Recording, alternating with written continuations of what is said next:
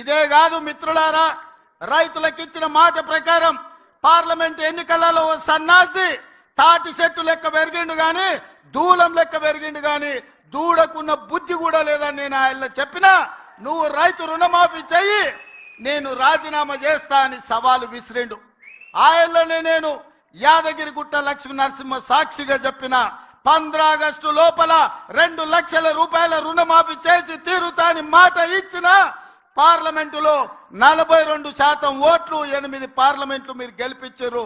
ఇచ్చిన మాట ప్రకారం 15 ఆగస్టు నాడు ఖమ్మం కొత్తగూడెంలో భద్రాద్రి రాముల వారి సాక్షిగా 23 లక్షల మంది రైతులకు 18,000 కోట్ల రూపాయలు రైతుల ఖాతాలో వేసి రైతుల కళ్ళల్లో ఆనందం చూసినాం. మరి ఇవాళ మా కాంగ్రెస్ పార్టీ కార్యకర్తల సాక్షిగా ఆ సన్నాసిని నేను అడుగుతున్నా, రాజీనామా చేస్తా అన్నావు కదా, సిద్దిపేటకు పట్టిన చీడ పీడ విరుగడవుతుందని ఆ సవాళ్ళు మేము స్వీకరించినాం. మరి ఈ రోజు ఆ సన్నాసి ఎక్కడ దాక్కున్నాడని నేను అడుగుతున్నా. నేను వివరాలు పంపిస్తా.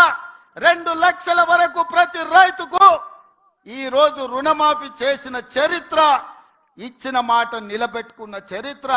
15 ఆగస్టు నాడు పండగ ఉన్నా కార్యక్రమాలు ఉన్నా ఇచ్చిన మాట ప్రకారం మేము వెయ్యాల్సిందే అని 3 విడతలు 27 రోజుల్లో 15 ఆగస్టు లోపల 2 లక్షల లోపల రుణమాఫీ అందరికీ చేసినాం. ఇవాళ 2 లక్షల పైన ఉన్న రైతులు ఎవరు ఆందోళన చెందాల్సిన అవసరం లేదు. 2 లక్షల పైన రుణమా ఉన్నవాళ్ళు 2 లక్షల పైన ఉన్న రుణాన్ని మీరు బ్యాంకులో చెల్లించండి. మీరు చెల్లించిన మరుక్షణం ఆ 2 లక్షల రూపాయలను కూడా మీ ఖాతాలో వేసే బాధ్యత మా ప్రభుత్వం తీసుకుంటుందని చెప్పి నేను ఆ రైతాంగానికి తెలియజేస్తున్నా. ఇదే కాదు, పెద్దలు ఉత్తమ్ కుమార్ రెడ్డి గారి నేతృత్వంలో ఉన్న సివిల్ సప్లైస్ కార్పొరేషన్ ద్వారా రైతులకు 500 రూపాయలు వడ్లకు బోనస్ ఇస్తామని చెప్పినాం. రాబోయే పంటలో రైతులు పండించే సన్న వడ్లకు 500 రూపాయలు బోనస్ ఇస్తామని ప్రకటించినాం. దానికోసం 2,000 కోట్ల రూపాయలు ఈ రోజు బడ్జెట్ లో కేటాయించినాం. ఉత్తమ్ కుమార్ రెడ్డి గారి నేతృత్వంలో సన్న వడ్లు పండించిన ప్రతి రైతుకు 500 రూపాయలు బోనస్ ఇచ్చి ఆదుకునే ప్రభుత్వం మాది.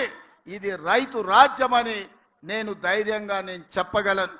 రాష్ట్రంలో భవిష్యత్తులో ప్రభుత్వం నిర్ణయం చేసి తప్పకుండా ఈ యొక్క కౌలు రైతులకి ఆ బోనస్ నేరుగా వచ్చేటట్టుగా నా ప్రయత్నం కొనసాగుద్దని చెప్పి గౌరవ సభ్యులకి మనం చేస్తున్నాం. రుణమాఫీకి సంబంధించి మీ దగ్గర కన్ఫ్యూజన్ ఉంది, వీళ్ళ దగ్గర కన్ఫ్యూజన్ ఉంది, కానీ నా దగ్గర కన్ఫ్యూజన్ లేదు, ప్రభుత్వానికి అంతకంటే కన్ఫ్యూజన్ లేదు. చెప్పదలుచుకుంది ఏంటంటే ఖాతాలు వేరు, కుటుంబాలు వేరు, మీరు అనుకునే వ్యవహారం వేరు, మేము చెప్పే వ్యవహారం వేరు. కాబట్టి దయచేసి మేము 3 నెలలు టైం ఇచ్చి అధ్యక్ష గౌరవ సభ్యులకు విజ్ఞప్తి చేస్తున్నా, ఇంటింటికి పంపించే అధ్యక్ష ఏఈఓల్ని. కుటుంబ యొక్క ఫ్యామిలీ గ్రూప్ కావాలా, నీ ఆధార్ తప్పుంది, నీ పేరు తప్పుంది, నీ ఉచ్చారణ తప్పుంది, బ్యాంక్ అకౌంట్ నెంబర్ తప్పుంది, కాబట్టి దయచేసి చెక్ చేయండి అని చెప్పి బ్యాంకులు చేయాల్సినటువంటి సెటరేట్ చేసేవన్నీ బ్యాంకులకు పంపించాము అధ్యక్ష. మేం చేయగలిగినవన్నీ మేం చేశాము. ఇంటింటికి తిరిగినా దొరకనటువంటి వాళ్ళు ఉన్నారు. కాబట్టి 3 నెలలు ప్రయత్నం చేసి 3,25,000 మంది మా ఖాతాలోకి వచ్చారు అధ్యక్ష. తర్వాత మేము దానికి 3,600 కోట్లు వాళ్ళకి పే చేయటం జరిగింది.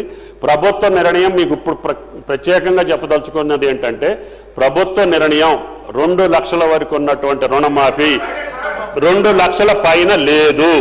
2 లక్షల వరకు ప్రభుత్వ నిర్ణయం చెప్తున్నా. 2 లక్షలకి వరకు కుటుంబానికి 2 లక్షల లోపు ఉన్నటువంటి కుటుంబాలు 25 లక్షలు మా దగ్గరికి చేరినాయి అధ్యక్ష. వాటికి మించి వల్లే 20,616 కోట్లు జమ చేయటం జరిగిందని చెప్పి గౌరవ సభ్యులకి సవినీయంగా మనం చేస్తున్నా. మీరు కన్ఫ్యూజ్ కావద్దు, ప్రజల్ని కన్ఫ్యూజ్ చేయొద్దు.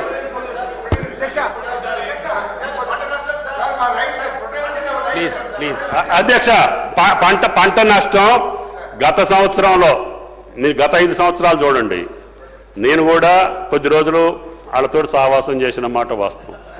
గత 5-6 సంవత్సరాల్లో పంట నష్టం ఇవ్వలేదు. ఈ సంవత్సరం మాత్రం 2 లక్షల లోపు ఉన్నటువంటి కుటుంబాలు 25 లక్షలు మా దగ్గరికి చేరినాయి అధ్యక్ష. వాటికి మించి వల్లే 20,616 కోట్లు జమ చేయటం జరిగిందని చెప్పి గౌరవ సభ్యులకి సవినీయంగా మనం చేస్తున్నా. మీరు కన్ఫ్యూజ్ కావద్దు, ప్రజల్ని కన్ఫ్యూజ్ చేయొద్దు.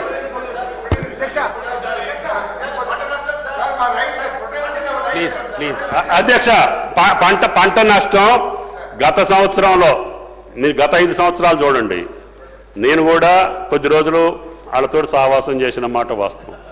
గత 5-6 సంవత్సరాల్లో పంట నష్టం ఇవ్వలేదు. ఈ సంవత్సరం మాత్రం అన్ని పంటలకి మా దగ్గరకు వచ్చినటువంటి లెక్క ప్రకారం ఇచ్చాను. ఇంకేదన్నా ఉంటే ఇప్పుడు జరిగిన పంటలు కూడా మహేష్ రెడ్డి గారు అడిగినట్టుగా నిన్న మొన్న జరిగినటువంటి నష్టానికి కూడా అసెస్మెంట్ చేయమని అధికారులను ఉదయాన్నే పంపించాము. ఎంత వస్తే అంత 10,000 రూపాయల చొప్పున ఇస్తాం. భవిష్యత్తులో ఇన్సూరెన్స్ క్రియేట్ చేసి హరీష్ గారు చెప్పినట్లుగా భగవంతుడు కనుకరిస్తే ప్రీమియం మొత్తం కూడా ప్రభుత్వమే భరాయించి పంటల బీమాను అమలు చేస్తామని చెప్పి కూడా గౌరవ సభ్యులకి మనం చేస్తాం.